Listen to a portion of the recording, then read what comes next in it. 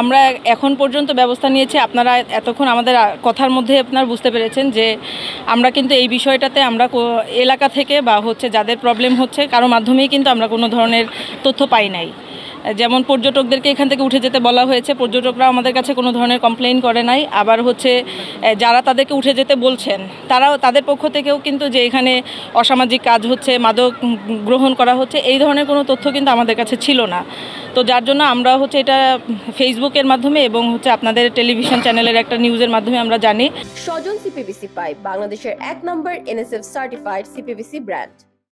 জানার পরেই আমরা আজকে সকালে তাদের সাথে বসি এবং বসে তারা কিছু প্রবলেমের কথা বলছে এবং তারই ধারাবাহিকতাতে আমরা আজকে এইখানটাতে এই মুহূর্তে আসছি।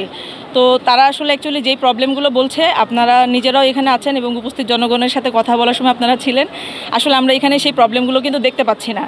এবং যেটা আমাদের মূল কনসার্নের জায়গা ছিল যে আমাদের পর্যটকরা কোম্পানিগঞ্জ উপজেলার সৌন্দর্য উপভোগ করতে আসবেন, তারা যাতে নিরাপদে আসতে পারেন এবং তারা নিরাপদে এখানে সৌন্দর্য উপভোগ করবেন এবং তারা নিজেরাও নিজেদের যে আমাদের আইন, সরকার প্রদত্ত আইনগুলো আছে যে আমাদের আন্তর্জাতিক সীমানা তারা লঙ্ঘন করবে না বা মাদক দ্রব্য তারা গ্রহণ করবে না অথবা অন্য কোনো ধরনের আইন তারা অমান্য করবে না, তার এই ধরনের বিষয়গুলো তারা নিজেরাও মেনটেন করবেন এবং সেইভাবে তারা এখানে এসে সৌন্দর্য উপভোগ করবেন এবং তাদের ঈদের আনন্দ সম্পূর্ণভাবে পরিপূর্ণ অবস্থায় এখান থেকে যেতে পারবেন।